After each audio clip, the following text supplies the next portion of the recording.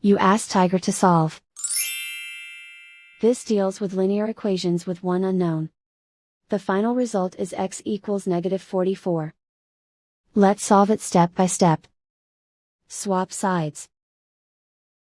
Group all constants on the right side of the equation. Subtract 43 from both sides. Simplify the arithmetic.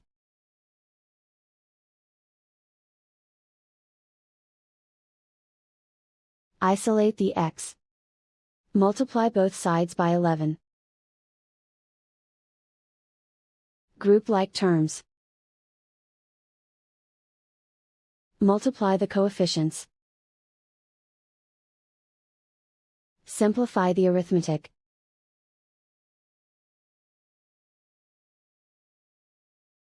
Convert the x into a positive number.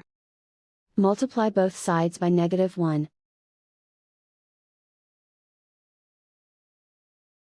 Remove the ones. Simplify the arithmetic. And so the final result is x equals -44.